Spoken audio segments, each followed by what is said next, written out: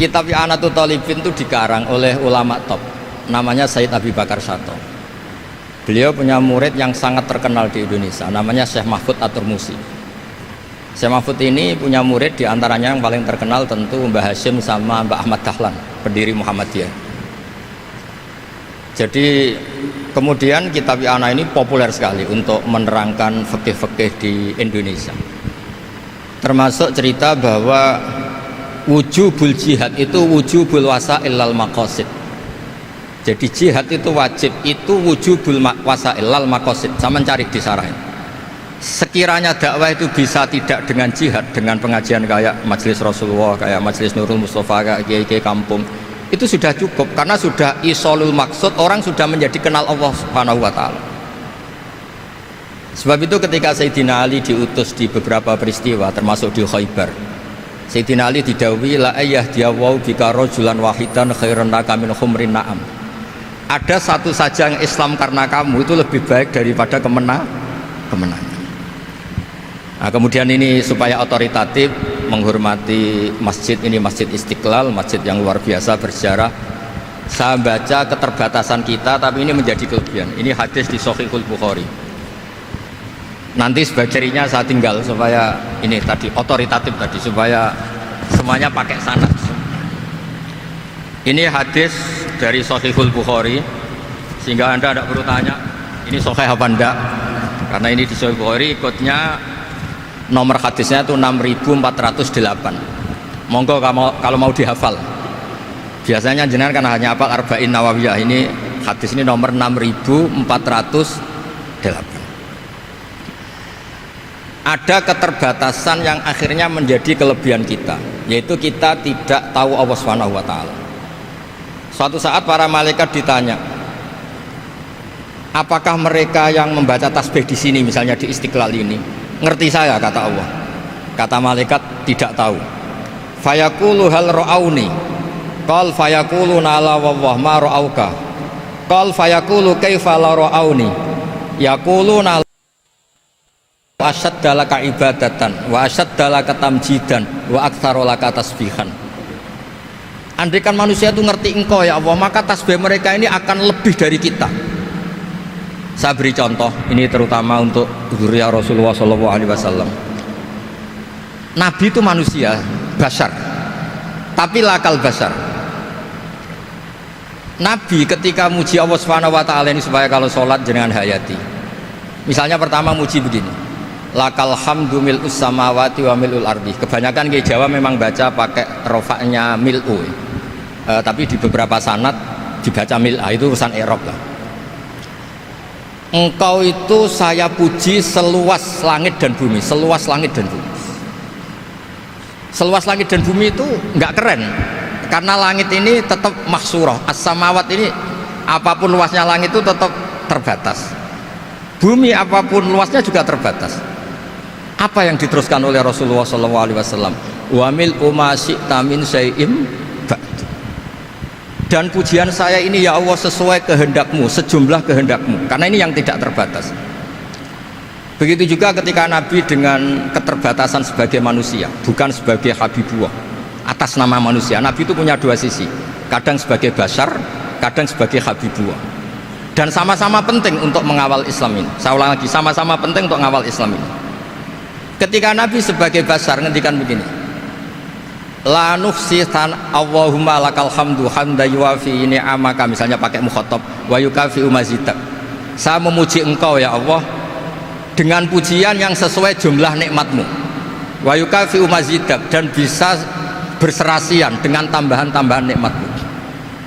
Tapi apapun luasnya nikmat itu terbatas, sehingga Nabi nambahi, la ukhsi thana'an alita anta kama atneta ala nafsik. Saya muji ini tidak terhitung sama sejumlah pujian yang engkau lakukan. La uksi atau la nuksi thana alika anta kama atneta ala nafsi. Sehingga ini kreasi-kreasi Bani Adam yang malaikat itu tidak bisa. Saya ulang lagi, ini kreasi-kreasi Bani Adam yang bakat malaikat itu tidak bisa. Ini saya baca di kitab Fathul Bari, ini sarahnya kitab Bukhari. Kata Imam Ini saya ulang lagi, ini kata Imam Ibnu Hajar Al Asqalani, pensarah terbaik Bukhari. Jadi Sahihul Bukhari itu punya sarah paling terkenal namanya Fathul Bari. Itu gurunya Syekh Zakaria Al Ansori. Syekh Zakaria itu dikenal sebagai Syekhul Islam. Itu berkahnya punya guru alim banget, kereng. Ibnu Hajar Al Asqalani itu kereng itu keras. Kalau muridnya ada bisa itu keras sekali, tapi urusan ngaji saja. Terus punya murid itu pinter sekali, namanya Ibnu Hajar Al-Haytami. Jadi beliau kalau mau ngaji ya susah, karena gurunya itu alim, nyuruh baca. Kalau mau ngajar ya susah, muridnya itu alim, takut salah. Jadi akhirnya pinter. Orang punya murid alim alama itu kan bingung. Makanya saya tidak suka kalau Profesor Nazar ngaji saya, nanti ngoreksi repot. Sudah gitu Islamnya beliau formal karena Menteri Agama, saya non formal. Lama-lama Islamnya beliau legal, saya ilegal. Kan jadi repot nanti. Makanya tadi tak bully, tak cocokkan. Kalau jenengan Menteri Agama sampai akhirat berarti top. Tapi kayaknya di akhirat saya yang ngelamar jadi Menteri Agama. Tidak ada, ini nggak penting. Ini hanya gejolokan saja supaya kelihatan bahwa menteri pun juga warga Indonesia. Begini kata Ibnu Hajar Al Asqalani, ini saya baca ya supaya penghormatan saya sama Habib Umar Hafid.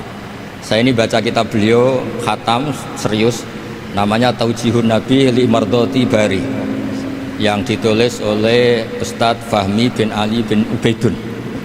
Saya baca banyak, termasuk ketika beliau punya manhaj yang tidak populer, kata beliau fala buddha antuwattina nafsaka ala annana khudamatu hadal kaun. Kamu harus yakin bahwa tugas kiai, tugas ulama itu khudamatu hadal kaun, mengkhidmati semua alam raya ini. Dan jangan pernah putus asa, misalnya melihat non muslim terus kamu putus asa, ini non muslim enggak. Bisa saja suatu saat rubbama aslama fakhasuna islamu, bisa saja dia Islam fakhasuna Islam. Nah, ini wirasah nabawiyah, karena dulu Nabi ketika dari kampung Abdi Yalil dan disakiti, malaikat Jibal itu usul supaya kampung itu dihabisi, kata Nabi apa? La bal arju ayukhrijawah min aslabihim ma ya'budu wa la yusyriku bihi syai'an. Bisa saja bapaknya masih kafir, anaknya Islam, cucu-cucunya apa? Islam. Kayak apa Nabi itu? Rojaknya Masya Allah.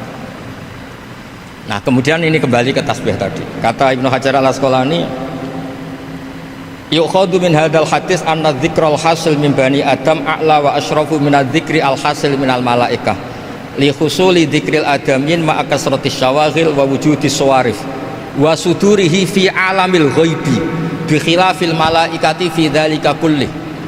Jadi kita ini enggak melihat Allah langsung, enggak melihat surga langsung, enggak melihat neraka langsung. Tapi cara kita zikir, wis nak wis di neraka yo nangis tenan. Padahal yo ora mesti mlebu neraka, lha nangis tenanan. Kayak apa iman kita? Nah, iman seperti ini sesuai kriteria awal sing dikersana Allah, alladzina yu'minuna bil ghaib. Maka andekan saya ini kok dikasih mukasyafah sama Allah untuk melihat surga, saya milih enggak melihat supaya ngikuti yang tetap ghaib. Nanti kalau saya melihat langsung kemudian iman, kata Allah, akeh tunggali aku iman mau melihat itu. Jadi kadang-kadang keterbatasan kita ini penting. Makanya masyhur Nabi pernah ngendikan, tuba liman ro'ani wa amanabi, tapi wa tuba liman lam yaroni wa amanabi. Kalau orang melihat saya kemudian iman itu biasa. Ini orang zaman akhir tidak melihat saya tapi iman. Kadang-kadang itu nggak lewat Habib yang ganteng itu, enggak lewat Mudin. Mudin di kampung rapati di duit, ini aku mulang tauhid ya mandi. Islam itu digawa Habib ya mandi, digawa menteri ya mandi, digawa Mudin ya mandi. Karena Islam itu kafatal, napa kafatal dinnas. Nah yang nggak dipunyai malaikat adalah tadi seperti cerita saya tentang Imam Amudi. Segampang itu. Makanya di tradisi pondoknya Mbah Maimun itu ada tradisi qaddimid dirayah ala riwayah. Logika riwayat itu penting karena itu menjadi nyaman. Ya kayak tadi, Allah itu satu. Ketika kita berpikir angka 2, 3 sampai sekian miliar, sekian triliun, nisbatu dzalika ilal wahid, nisbatul far'i ilal asli. Semua itu dibanding angka 1 adalah cabang. Gambar kayak apa ruwetnya, dinisbatkan asal usulnya mesti satu nuktah, yaitu satu titik. Nah satu titik ini kata pengarang Ianatul Thalibin bi kana makana wa bi yakunu mayak. Nah kemudian terakhir ini nggak boleh lama-lama. Kalau lama-lama nanti sampean pinternya nyanyi saya. Sudah. Tapi nggak apa-apa lah. Saya ini termasuk kiai yang sudah diundang. Ini termasuk Pak MPR, nggak boleh undang saya. Pak Nusron apalagi nggak boleh. Itu kalau di kampung sama saya hormat. Kalau di sini kok kayak menteri gitu. Menteri betul tapi. Lawang gurunya dia itu teman saya gitu. Jadi tanya ini kalau nggak percaya. Makanya kalau sama saya beliau cium tangan, saya sebetulnya ya nggak siap dicium tangan menteri itu nggak siap. Apalagi dihormati Pak Nazar nggak siap lah. Nanti dikira minta haji malah repot. repot. Saya ini tadi bisik-bisik itu urusan ilmu tasawuf, ya ada urusannya dengan haji. Nah, cocokan. Kenapa beliau suka ilmu tasawuf? Saya kan sering lihat beliau ceramah di TV. Katanya obat Gus obat. Orang kalau belajar tasawuf kan kepenak itu. Kayak wis ahli swarga kan kepenak di tasawuf itu kan memang. Sekarang saya cerita tentang ini karena bidang yang saya tekuni. Ada kitab tentang ulumul Quran namanya Al-Mufradat fi Gharibil Quran. Dikarang oleh Ar-Raghib Al-Asfihani. Ini kitab luar biasa. Di situ hanya cerita lafat-lafat per kata. Saya tadi sebelum kesini ngajar dulu di pondoknya Beki, Baitul Qurannya Pak Kures. Karena memang saya termasuk pengajar di sana. Artinya kalau saya sering ke situ jangan iri, memang saya termasuk pengajar di sana. Termasuk pengajar yang keren maksudnya. Keren itu artinya pakai referensi, bukan asal. Begini kata kitab itu. Rasulullah SAW itu kan punya nama Muhammad, orang yang banyak sikapnya atau semua sikapnya terpuji. Termasuk ketika sebagai manusia, sama lagi termasuk ketika sebagai apa? Manusia. Sebagai manusia aja Nabi gak pernah salah. Begini kata kitab itu. Nabi-nabi yang keren-keren itu, sama lihat di Ahaditsus Syafa'ah, itu masih egois. Ketika ada haulul mauqif, ada prahara mauqif, itu semua Nabi bilang nafsi, nafsi, nafsi, nafsi. Ketika dimintai syafaat bilang nafsi, nafsi. Tapi Rasulullah SAW itu beliau ngendikan ummati, ummati. Dan beliau ketika dimintai syafaat kata beliau sudah, analah, saya bisa memberi syafaat. Kata beliau, fa'akhirru lillahi ta'ala sajidan fayaqulu li ya Muhammad irfa' ra'sak wasal tu'tah wasfa'tu syafa'. Kayak apa hebatnya Rasulullah SAW? Umumnya para nabi melihat akhirat itu sudah akhir dari semua amal. Itu menurut Nabi Muhammad gak keren. Allah itu gak bisa didikte akhirat. Allah itu Tuhan, tetap yaf'alu ma yasha. Jadi gak bisa misalnya sudah akhirat orang nyuwun sewu terus tanya, ya Rasulullah ini sudah akhirat kok jenengan sujud bareng ini gimana? Ini sudah nggak darul amal tapi ini darul jaza. Tidak bisa. Akhirat nggak bisa dibatasi. Karena akhirat nggak bisa membatasi Allah, Nabi tetap dengan rileksnya minta sama Allah. Fa ahmaduhu bima hamida 'allamani ya rabbi. Kemudian saat itu saya muji-muji Allah dengan pujian yang luar biasa. Terus kata kitab itu, fa Muhammadun ahmadu min ghairihi. Makanya beliau punya nama Ahmad. Ahmad itu afal tafdil, bukan fi'il mudhari' waqi' mutakallim. Ini pernah madrasah dulu di Kutsian. Tamat terus. Beliau kalau di rumah hormatnya enggak kayak tadi, lebih dari itu. Tadi di sini pejabat terus. Sembrono kalau di sini itu waktu itu. Ya tapi enggak apa-apa itu. Tadi sudah dipuji, akhlaknya baik, apa-apa baik, alhamdulillah. Fa Muhammadun ahmadu min ghairihi. Ketika para nabi gak bisa muji Allah di mahsyar, bahkan mereka itu nyuwun sewu egois, hanya mikir diri sendiri, nafsi-nafsi. Rasulullah Muhammad ini punya nyali untuk muji Allah dan tetap mengajukan permohonan apa? Disebut fa Muhammadun ahmadu min ghairihi. Sampeyan lihat di Bukhari, di Muslim. Fa ahmadu fi mahamida 'allamani ya rabbi. Tetap muji-muji Allah. Bukti bahwa teori saya benar dan otoritatif adalah yang nggak bisa hilang di surga itu juga wiridan. Ketika kita masuk surga, apa kita kegiatannya? Da'wahum fiha subhanakallahumma wa tahiyyatuhum fiha salam wa akhiru da'wahum alhamdulillahi rabbil alamin. Nah, kemudian ini juga yang terus kemudian dinyatakan al-baqiyatus sholihat.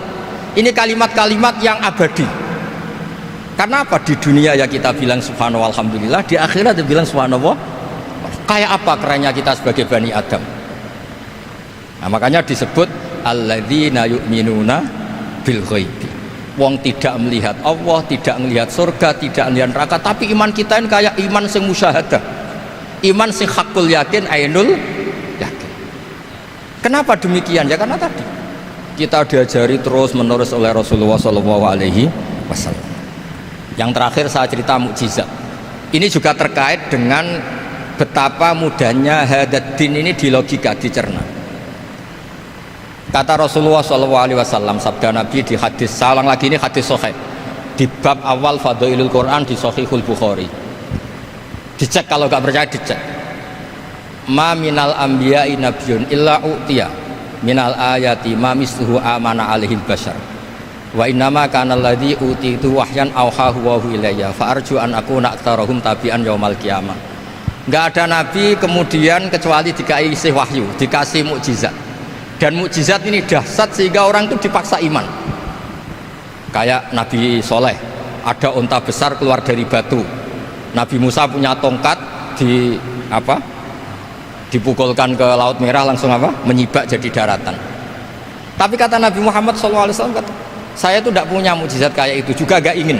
Saya ini dikasih mukjizat Al-Quran, dan saya berharap karena mukjizat Quran ini adalah terus kemudian umatku menjadi yang terbanyak ila yaumil ya. Sekarang kita berlogika, ini kata kitab Fathul Bari lagi, kita berlogika, ajaza yu'jizu ijazan, sesuatu yang menjadikan orang lain nggak mampu disebut ijaz. Kemudian karena ayat menjadi mukjizat, sesuatu yang kita sepakat tidak mampu. Nah kalau itu masalahnya, tongkat dipukulkan laut kemudian menjadi kering, kita mampu enggak? Enggak kan? Tapi pertanyaannya, Anda bikin nyamuk mampu enggak? Enggak kan? Anda bikin sapi, bikin unta mampu enggak? Enggak kan? Makanya Nabi Muhammad SAW cukup, sudahlah kamu itu manusia, bahkan sekedar menciptakan lalat itu tidak bisa. Innallaha la yastahi ayyadriba masalam ma'ba'udatan. Kemudian mukjizat ini sama Nabi dicontohkan hal-hal yang keseharian kita. Wa min ayatihil lailu wan naharu wasyamsu wal qamar. Sekarang peristiwa laut dibelah Nabi Musa dengan matahari yang nggak pernah turun mesin, itu keren mana coba?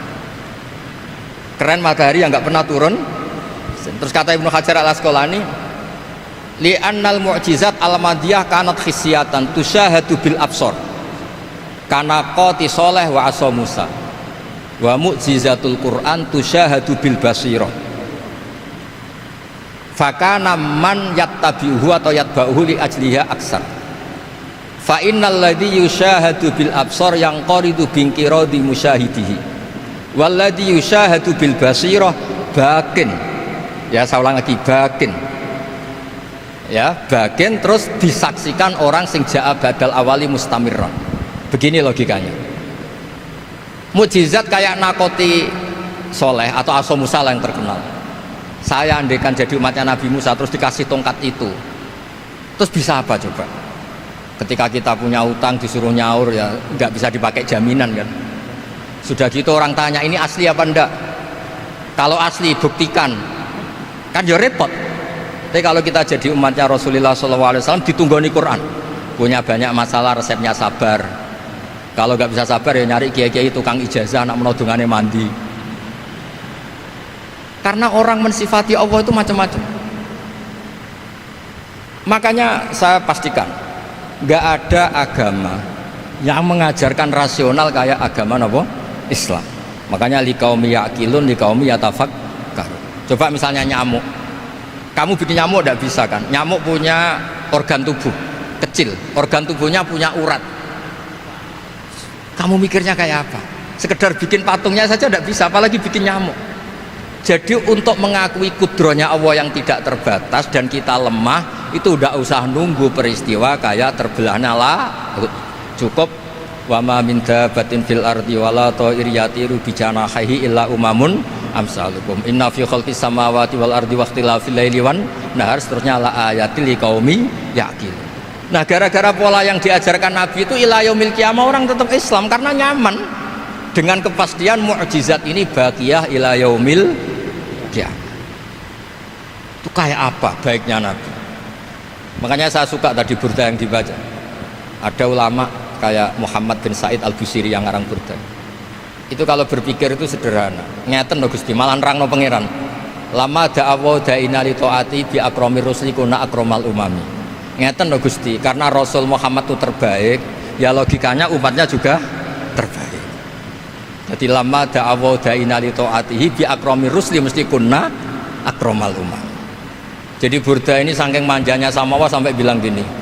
Wala yadika Rasulullah jahuka bi idzal karimu tajalla bismimun takim. Ya Allah, engkau telah menamai Nabi engkau itu Raufur Rahim, yang penuh kasih sayang, yang sohibus syafa'ah. Maka ketika engkau ingin nyiksa kami dengan alasan engkau ini al-muntakim, dat yang bisa nyiksa orang maksiat, jenengan harus ingat ya Allah bahwa Nabi kita itu Nabi yang engkau gelari Raufur Rahim. Ya kalau gitu jangan jadi nyiksa. Terus gunanya apa digelari Raufur Rahim ra iso nyafaati gitu. Itu jenenge wala yadika Rasulullah jahuka bi idzal karimu tajalla bismillah.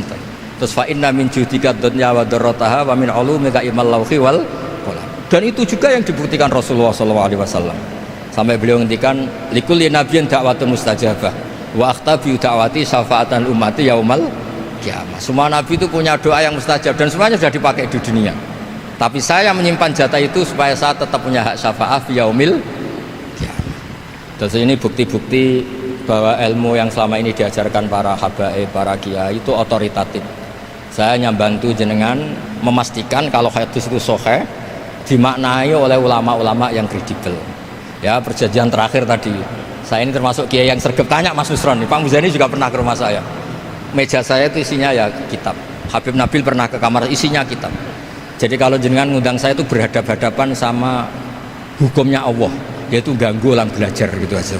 Mohon ngoten mawon. Assalamualaikum warahmatullahi wabarakatuh.